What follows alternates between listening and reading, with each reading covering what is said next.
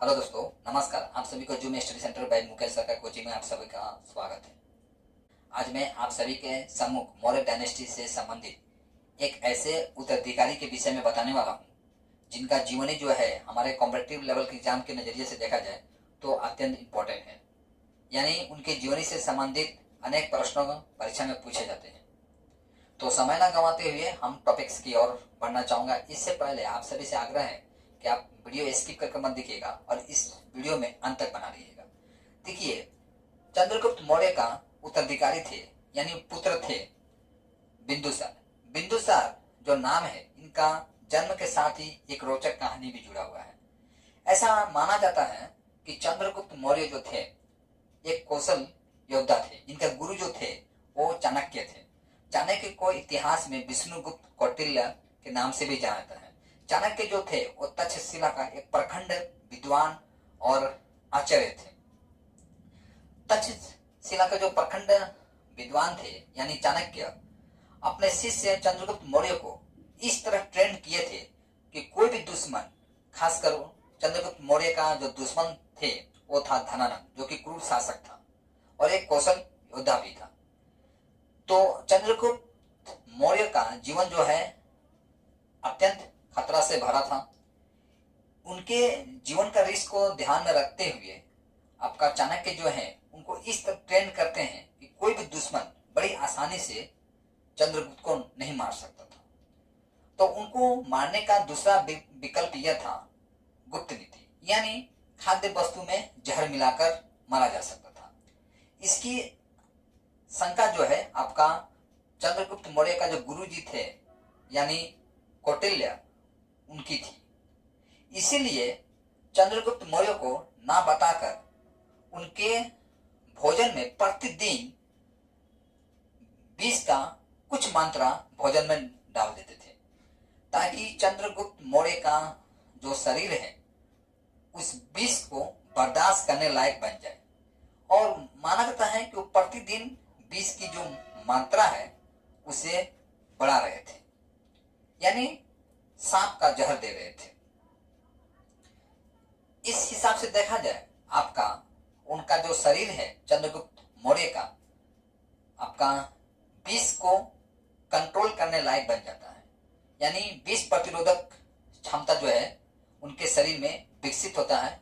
यानी एक समय ऐसा आता है कि विष का प्रभाव चंद्रगुप्त मौर्य के ऊपर में नहीं पड़ता है, तो जाहिर सी बात है उनका जीवन सुरक्षित हो जाता है। लेकिन चंद्रगुप्त मौर्य का भोजन जो है किसी को खाने का आदेश नहीं था। ऐसा इंस्ट्रक्शन, ऐसा सुझाव आपका चाणक्य ऑलरेडी उनके घर परिवार में या घर परिवार के सदस्यों में देकर रखे थे, विशेषकर उनकी पत्नी जो थी दुर्धरा। लेकिन एक समय ऐसा माना जाता है जब चंद्रगुप्त मौर्य की पत्नी गर्भवती थी, तो एक समय आपका चंद्रगुप्त मौर्य का भोजन वो ग्रहण कर लेती है, जिसके कारण वह जिसमें पॉइजन मिलाया हुआ था, जिसके कारण वो विषाक्त जो भोजन जो था जिसमें पॉइजन मिला हुआ था, वो भोजन जैसे ही दुर्धरा का पेट में जाता है, विष जो है अपना प्रभाव दिखाना आरंभ कर देता है। तब बिंदुसार जो थे वो आपका गर्भ में पल रहे थे।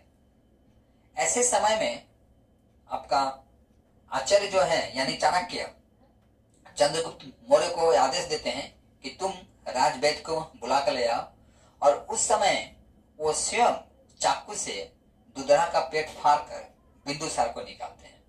तो विष का पूरा प्रभाव आपका बिंदुसार के ऊपर नहीं पड़ता है, लेकिन विष का थोड़ा प्रभाव जो है बिंदुसार के शरीर पर पड़ता है, जिसके कारण ललाट पर जन्म के साथ ही उनका एक बिंदु था।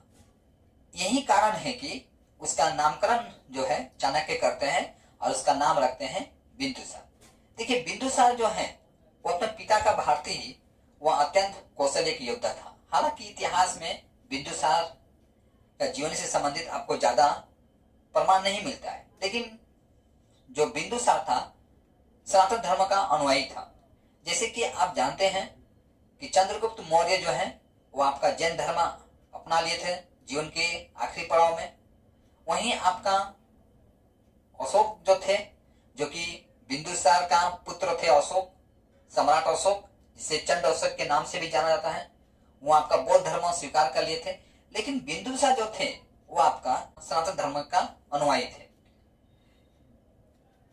ऐसा माना जाता है कि बिंदुसार जो है आपका मगध का गद्दी पर 298 ईसा पूर्व में राज सिंहासन पर आसीन होते हैं। कब होते हैं? बिंदुसार आपका 298 ईसा पूर्व में आपका राजगद्दी पर बैठते हैं। इन्हें इतिहास में कई नाम से जाना जाता है। देखिए, इन्हें अमित्र घात के नाम से जाना जाता है। अमित्र घात यानी शत्रु का विनाशक। ऐसा माना जाता है कि अमित्र घात इनका उपनाम देखा जाए तो कहीं आपको अमित्र घात मिल जाएंगे, कहीं इनका नाम भद्रासार मिल जाएंगे, तो कहीं इनका नाम शीर्षसेन मिल जाएंगे। देखिए, भद्रासार और शीर्षसेन, ये आपका 3 नाम मिलेंगे आपको। ठीक है, तो ऐसा माना जाता है कि पिता के भारती ही बिंदुसार भी एक कौशल योद्धा था, यानी रण कौशल बनाने में वो अत्यंत कौशल था। युद्ध कला वो पूर्ण रूप से सीखा हुआ था, यानी अपने पिता के तरह ही एक अत्यंत वीर योद्धा था। तो अमित्र घात परीक्षा में पूछा जाता है कि मौर्य डायनेस्टी में किस उत्तराधिकारी को अमित्र घात के नाम से जाना गया है। अमित्र घात यानी शत्रुओं का नाशक, शत्रु का नाशक। देखिए, शत्रु का नाशक कहने का मतलब यह होता है कि वो अत्यधिक वीर योद्धा था। वहीं आपका जो भद्रबाहु है, ये आपका नाम वायु पुराण में मिलेगा आपको, वायु पुराण। वहीं आपका जैन जो साहित्य है, जैन साहित्य में ये बिंदुसार को आपका शीर्षसेन के नाम से जाना गया है। इस हिसाब से आप देखते हैं, परीक्षा में यहां से प्रश्न पूछ दिया जाता है कि जैन साहित्य में बिंदुसार को किस नाम से जाना जाता है, तो आपका आंसर होगा शीर्षसेन। ये आपका इंपॉर्टेंट है, आप इसको नोट करते चलिए। ठीक है, तो एस्ट्रोगो के अनुसार सीरिया का जो शासक थे आपका एंटियोकस, एंटियोकस ने आपका डाइमेकस को बिंदुसार के दरबार में भेजते हैं। ठीक है, किसके अनुसार? एस्ट्रोगो के अनुसार। एस्ट्रोगो के अनुसार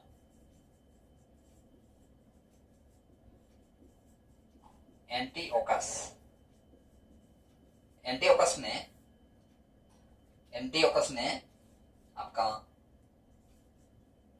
डाइमेकस को बिंदुसार का दरबार में भेजते हैं। दरबार में भेजते हैं। अब देखिए, डाइयोकस कौन था? डाइयोकस आपका सीरिया का शासक था, जो वर्तमान में आप सीरिया जान रहे हैं, सीरिया का शासक था डाइयोकस। और ये डाइमेकस जो था, ये कौन था आपका? डाइमेकस आपका मेनेस्थिस का उत्तराधिकारी था।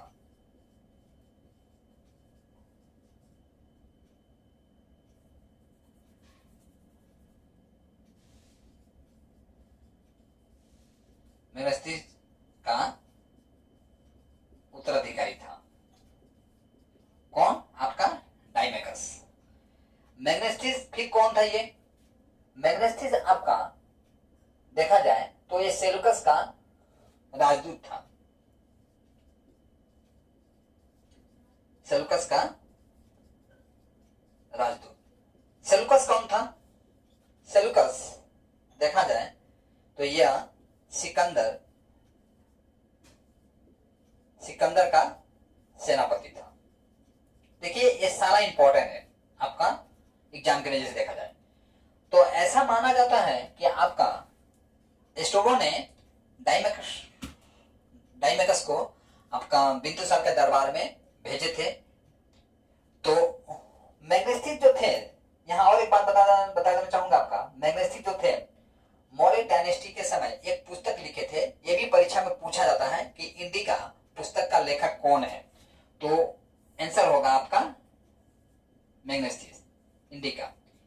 यह जो इंडिका जो पुस्तक है इसमें किस चीज का उल्लेख किया गया है, तो मौर्य डायनेस्टी का समाज और संस्कृति के बारे में उल्लेख किया गया है।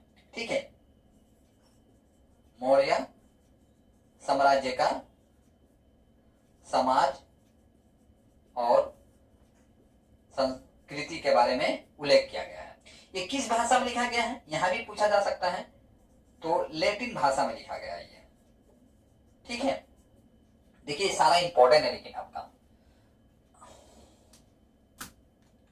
मैं चाहूंगा आप इसका स्क्रीनशॉट ले लीजिए। आप ये सारा इंपॉर्टेंट है, जितना मैं आपको दिया हूं यहाँ पर ये सारा इंपॉर्टेंट है। एज ए कॉम्पिटिटिव लेवल के एग्जाम के नजर से देखा जाए तो आप इसका एक स्क्रीनशॉट ले लीजिए। एस्थेनिस के अनुसार देखिए, एस्थेनिस के अनुसार बिंदुसार ने सीरिया का शासक एंटियोकस से दारू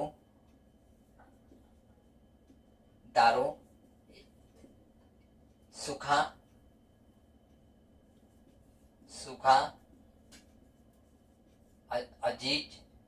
अजीर और एक दार्शनिक मांगा था, परंतु एंटियोकस ने आपका दारू दे दिया था, एक सूखा अजीर तो दे दिया था, लेकिन एक दार्शनिक नहीं दिया था। एंटियोकस का मानना था कि उसका ये नियम में नहीं आता है, इसलिए वो दार्शनिक नहीं भेजेगा। बिंदुसार के समय ही आपका जो तक्षशिला है, जो तब के समय में एक उच्च कोटि का विश्वविद्यालय हुआ करता था, जो कि वर्तमान में आपका देखा जाए वो प्रांत था आपका पाकिस्तान का जो पंजाब प्रांत जो है, उस प्रांत में तक्षशिला एक उच्च कोटि का विश्वविद्यालय हुआ करता था। यानी तब के समय में, जैसे कि जानते हैं भारत में या यूं कह लीजिए पूरे विश्व में दो विश्वविद्यालय प्रमुख थे, एक था तक्षशिला और दूसरा था नालंदा। तो नालंदा जो है आपका बिहार में था, और वहीं तक्षशिला देखा जाए तो पाकिस्तान का जो पंजाब प्रांत है वर्तमान में, उस प्रांत में था। तो उस तक्षशिला में देश से लाखों की संख्या में, हजारों की संख्या में छात्र ज्ञान अर्जित करने के लिए आते थे। यहाँ तक कि आपका मैग्नेस्टिक जो है स्वयं खुद तक्षशिला में आकर अध्ययन करता है और बौद्ध धर्म से संबंधित ज्ञान अर्जित करता है। तो बिंदुसार के समय आपका तक्षशिला में विद्रोह होता है। तो बिंदुसार का जो पुत्र थे, जो सबसे ज्येष्ठ पुत्र थे, उनका नाम था सुमिस। ठीक है, उनका नाम था आपका सुमिस।